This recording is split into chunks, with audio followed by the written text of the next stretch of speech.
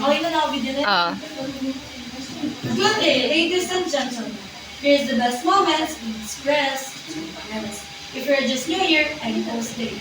And I am host Sandy.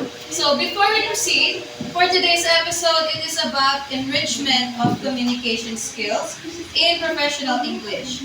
And today, we have guests who can help us share their thoughts, ideas, and opinions. So let's welcome Miss Michelle, Miss Anna, and Miss Marielle. Thank you for having us in our profession. Thank you for accepting your invitation despite your busy and hectic schedule. But first, may I ask about your profession and career paths you have. Well, I'm currently working as a human resource officer at HR and I will be involved in conducting interviews. I am an office administrator and one of the board member in Applied. As for me, I'm working as a customer service representative, whereas events and communication plays a very important role in my daily responsibilities. That's great to hear. Now, without further ado, let's proceed. There is a practice in writing documents associated with formal meetings, which are making inquiries, stating opinions, making recommendations, and expressing positive and negative thoughts. So I have a question here, and you are free to answer it based on your ideas, experiences, and your opinions. So my question is, do you think those practices are essential in writing documents in meetings? Yes, it's essential to apply to have a smooth deliberation of messages for a conversation and communication. And also, these practices produce formal meetings to have functional tools for transparency, accountability, and successful follow-up. I agree with that. These practices are very essential. I can hear views, opinions, and recommendations also about information during and after the meetings. Because honestly, if it's unclear, people might read them with more questions rather than answers. How about you, Miss Maria? Well, for me, these practices are very important because they help to organize thoughts in most professional way.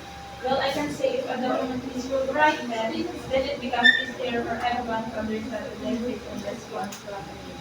For another question, what is an appreciative inquiry approach? Appreciative inquiry approach is a positive and participatory approach to change. It focuses on discovering the strengths and potential of a group. It also fosters collaboration and creativity of persons involved.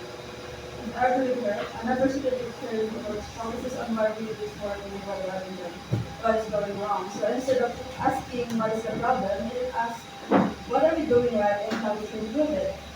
With this, we can create more positive environment where people feel encouraged to share their ideas. Because let's be honest guys, people participate more when they don't feel that they can do it right.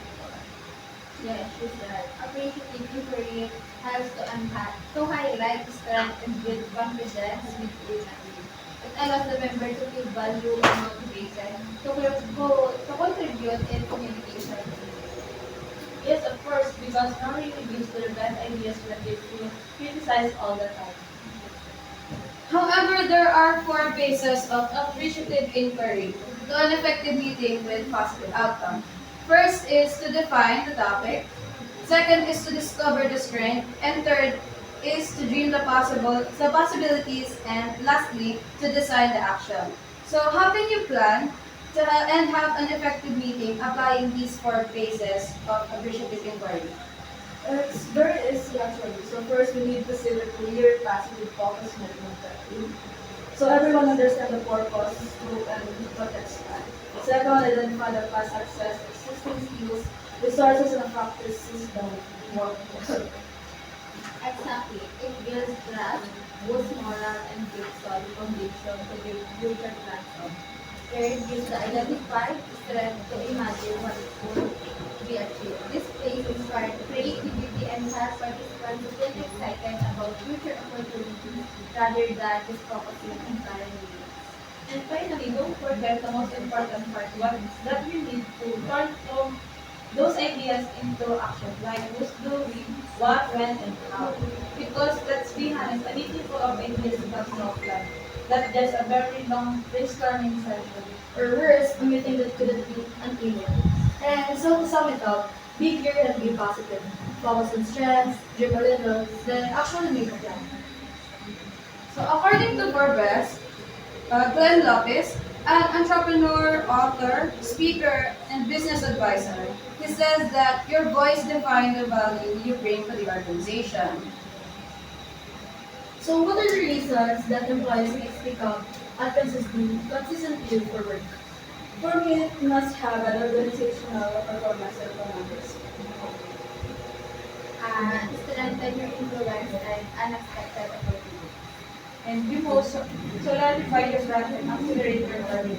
One thing is for sure, you experience having a difficult time building your confidence, but today, I just want to ask you, how do you build your confidence before having a formal meeting? Of course, have confidence in your own value. You are included in the meeting because you are valued and want to be a part of it. Don't hesitate to ask questions. It shows that you are attentive, engaged, and interactive. For me, just speak out for others since it's bad to seek out from others since we mostly tend to find out. Be one of the first to speak. You do not worry about someone else boring you the same thing you do. Simply embrace the skills of innovation. Just summarize what is being said and giving your ideas the advantage. Let other attendees know in advance that you have something that you like to discuss in meeting. Lastly, you have started and give conviction. Keep it short and no apology. So, planning and organizing a conference, a meeting, or any other event is a complex task. How often involving numerous different people. So it should always be beneficial as possible for all participants. Earlier, I asked you about your professions and career paths. Aside from being curious about it, I just want you to share your recommendation for organizer of meetings and conferences. For me, organizers should always come prepared. Like, they don't just enter the meeting, just say, so, I'm about to say, that's actually a red flag. A clear agenda really helps with every department. I agree. Also, respect everyone's time. Start on time and on time because that's the happens. Once a meeting goes over time, people start randomly checking their emails.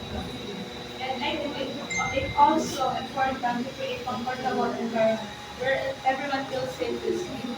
No, not just the loud ones, but even the quieter people. Sometimes the best ideas come from those who don't talk too much.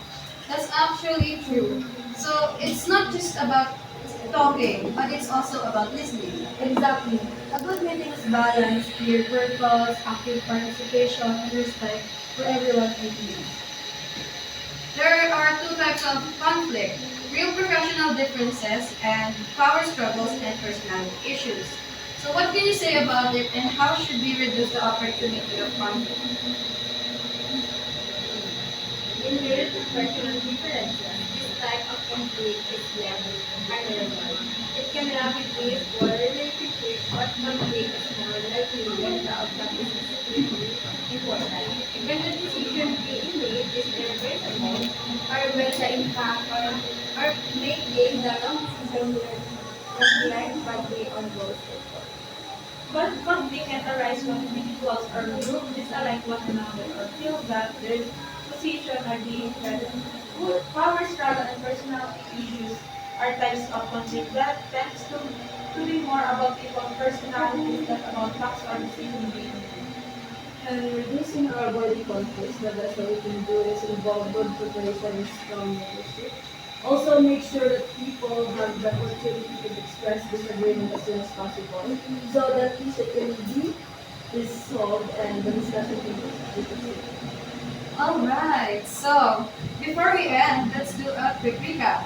So we talked about how communication skills are important in professional settings, especially in meetings. We also learned about appreciative inquiry and how focusing on strength can lead to better outcomes. And of course, how to make meetings more effective. Like set clear goals, recognize trends, dream big, and turn those ideas into actions. And plus, Always come prepared and respect everyone's time. And also the two sides of conflict and how should we avoid or reduce it. Because at the end of the day, a good meeting isn't just about talking. It's about understanding, collaborating, and actually getting things done. And that brings us to an end for today's episode of Express to Impress. We hope you learned something and maybe even realize the meetings don't always have to be boring. As long as you don't turn them into a 2-hour discussion that could have been 5 minutes. Thank you so much to our amazing guests for sharing their insights and experiences. Thank you for having us. And to our listeners, thank you for tuning in. Don't forget to keep improving your communication skills. Because your voice matters. See you on our next episode of Express to Impress.